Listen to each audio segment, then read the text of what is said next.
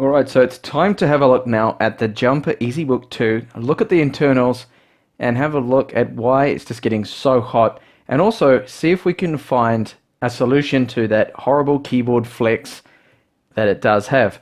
So I've already taken the screws out, obviously you can see that, so you've got 8 of them you need to take out along here, and the bottom is clipped in. So just use a pry tool, guitar pick, credit card even, to go along and pop them all around. Just go around all around the outside, pop it all around, and then it'll lift off. Be careful that the shielding heatsink doesn't get stuck to the back side. I'll show you why in just a second.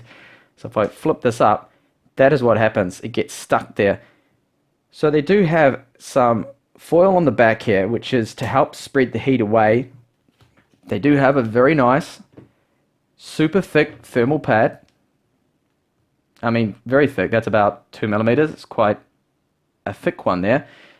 But what I found out is, have a look how messy this looks. It's got fingerprints on it. I haven't actually really touched this at all. It looks like it's been applied and removed about 3 times, which makes me wonder what was going on in the assembly line there. It doesn't really fit it properly. It's not a very good match.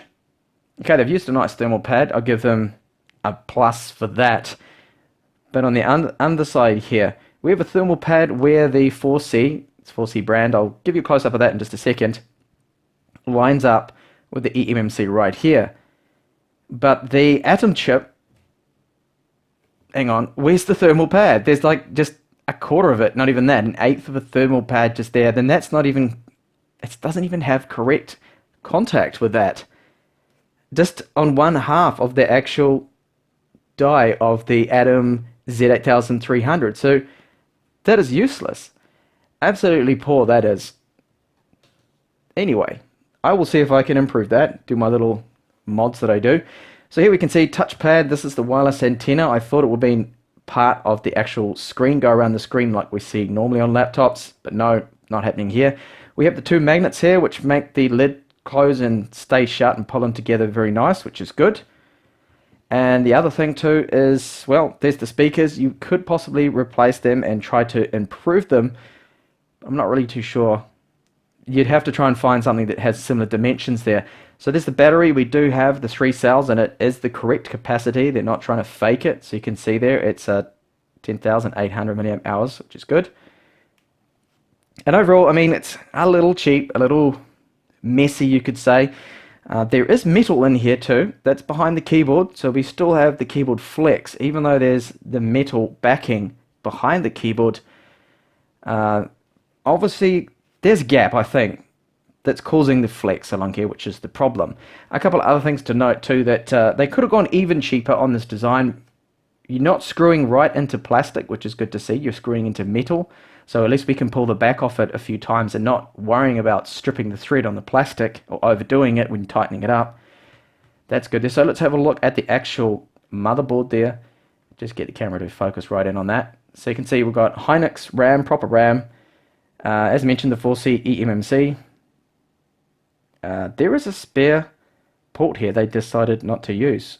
Don't know what that is. Now before you go modding or touching or doing anything, play it safe. Unplug the battery, which I've just done.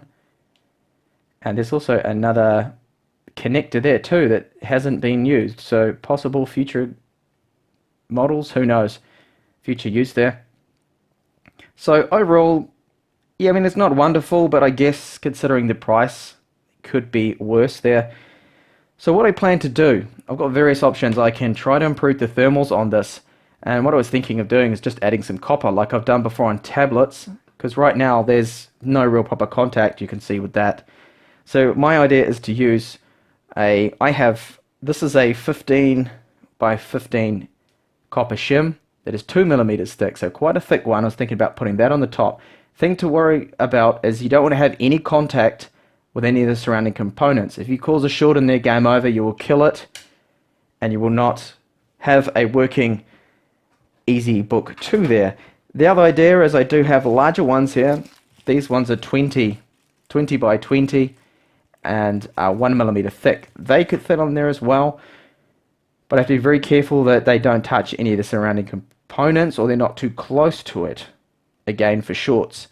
I would use a thermal paste on there, I think is the best idea, unless I continue to use this. Now this is obviously there for a reason. That does have some EM shielding or something on it. So to get rid of this could cause some problems. I'm not really too sure whether to keep it or not. And then you do have to factor in maybe another thermal pad to transfer heat away from the copper you put on here onto this backing plate there. But I definitely think there's definitely room for improvement. I think I can lower those temperatures a good 20 degrees, 15 maybe.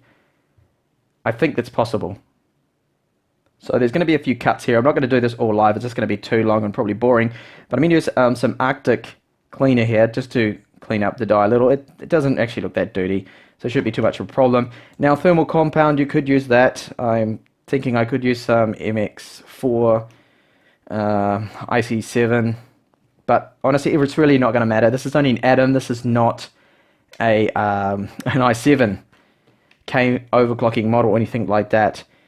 So I'm not really too sure. I think I will go probably with just the 20 by 20 1mm thick copper shim here. Place that very carefully on top. And I'm going to use, I think, thermal paste. So I'll use a bit of MX4. And then try to reapply the shielding on the top. But use just some cheap thermal glue that I have. So this is a thermal adhesive to make sure that that copper shim isn't going to slip around in there and cause any shorts or anything. That's definitely not what I want. So I'll have a look at doing that now. And I think I'll leave the RAM alone. I don't think the RAM's going to get hot enough to actually need any cooling on top of that. And the eMMC, well, I might just put a tiny bit of MX4 on top of that instead of that thermal pad they have. Alright, so I've cleaned up the atom die. I have cleaned the back of the shielding. And I just need to remove this last cheap thermal pad they used. It's very brittle, so it just breaks quite easily. I'm just going to put a little dollop here, tiny little pea, hopefully. Not even that, actually. Hopefully I don't overdo this. It's been a while since I've actually done anything with... Whoa, that's way too much. Just put way too much on there. Okay, that came out a lot easier than I thought. Okay, so don't do what I did. Don't use that much. Okay, that's probably one of my worst pasting jobs ever. I used a plastic bag and I just spread it out all thinly on top there. But I do have too much thermal paste on there, I think. But anyway, this is just a cheap tablet. It's just an atom. So I'm not going to worry too much about that. But definitely don't follow my example here. So I'm just going to hopefully drop this down nice and even without touching anything. And make sure you do have that battery unplugged. Oh. So push it down. Okay. That doesn't look like it's touching any components. Honestly, to be on the safe side, you're probably better off just to go 15 by 15 millimeters, 1mm thick there. So I put a dollop on the 4C eMMC there as well, where there used to be another thermal pad. And I used quite a bit there just to make sure it's got contact. And again, probably a poor thermal paste job there. I'm so used to IC Diamond coming out really slow and hard. That just came out too easy, the MX4. Now I'm just going to put some thermal adhesive on the top so the copper doesn't hopefully move about. So I'm just going to put a dollop there. They're just enough to keep it held in place. Now the shielding, put that back.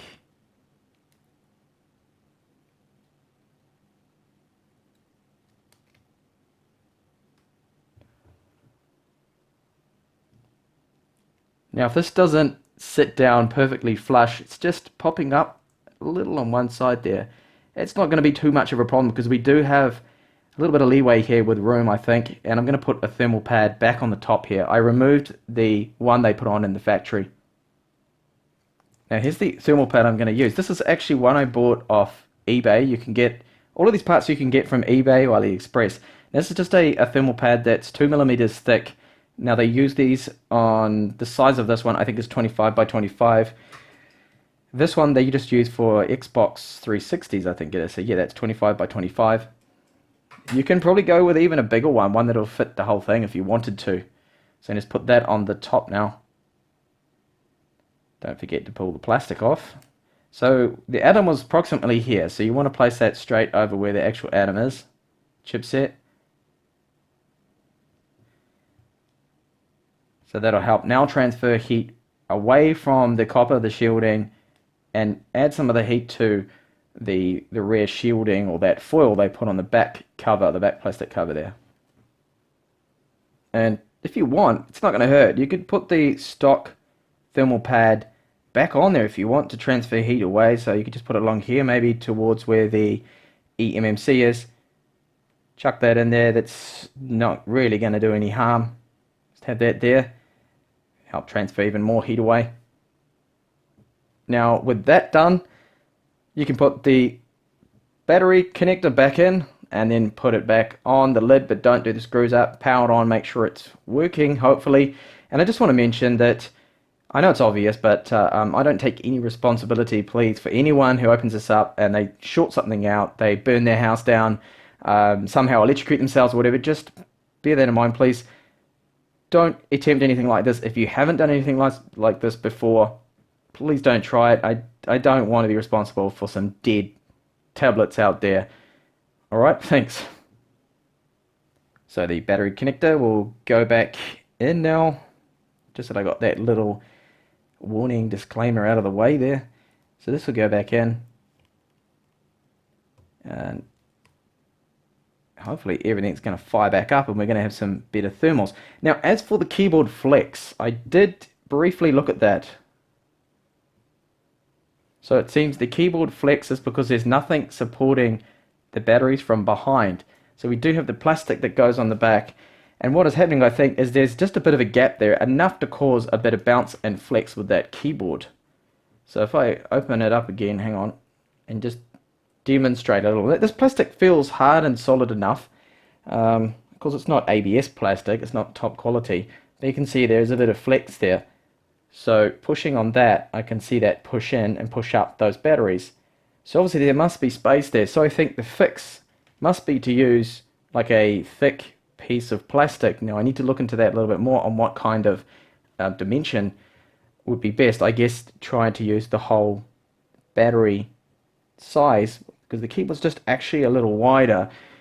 So if you're looking like something like the height of the keyboard there, okay, that's about 116, 17 millimeters there, and the length of that, well, that's going to be about 200 by the looks. Something in there that could add some more support and make it more firm, I think could solve, at least improve, the flex you're getting from the keyboard on it. Now you wouldn't want to use anything like some carton or card or something hard in there, because you don't want something that could cause a fire or any risks like that. So I'm not really too sure what would be the best material to put in there. I assume probably just another plastic. You could find something in there. But if anyone's got any ideas, then let us know in the comments. Any other Jumper EZBook 2 owners.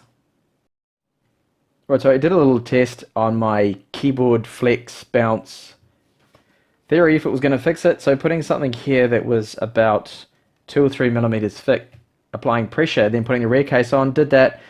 Doesn't actually do a thing at all, so don't worry about that. It seems the flex has been caused really from the other side, which is behind this metal here. So you'd need to actually undo, it's mounted down these clips to hold the metal in place. Really non-serviceable. You can't really, there's no way I think we can fix the keyboard flex on this. You just have to hope. It could vary from unit to unit, just like the eMMC could. So really, that is something there to ponder on if we can fix it. I don't think we really can. Wireless antenna, this could be improved. You can see it's just the standard plug. You could get larger ones if you wanted to improve your reception. Perhaps move that to a different position just down here somewhere. Something else. So I'm going to power it back on now and have a look at the temperatures after my thermal mod. I did check to see that it has very nice contact and pressure being applied right here. Sorry, that's off camera, right here, where the aluminium foil on the back is. So here are the results of the mod. Initially it looked really good. I couldn't get it to go over 75 degrees, but now a whole half a day has passed here. We're 11 hours in running it. and I have been just pushing it very hard, doing some gaming, and the temperatures eventually took a while, took probably about 30 minutes of gaming, 40 minutes of full-on Counter-Strike, playing against the CPU, so really pushing it hard, so against bots there, and it got up to 84 degrees, so that's only 1 degree off what it was before, but it's still going to offer some benefit, especially if you're not gaming, to keep the temperatures down a little bit lower, and I think it's definitely helping out a little there. But you know, those results, I guess they aren't as good as I would have hoped for. And that is mainly due to the fact that it has a plastic housing, so that's acting as an insulator, and it's not as conductive as the metal. We normally get metal on the tablets that I do this mod to that have metal rear housings, and that transfers a lot of that heat away to the rear housing and helps the devices cool down. Of course, this isn't the case here, so not as good.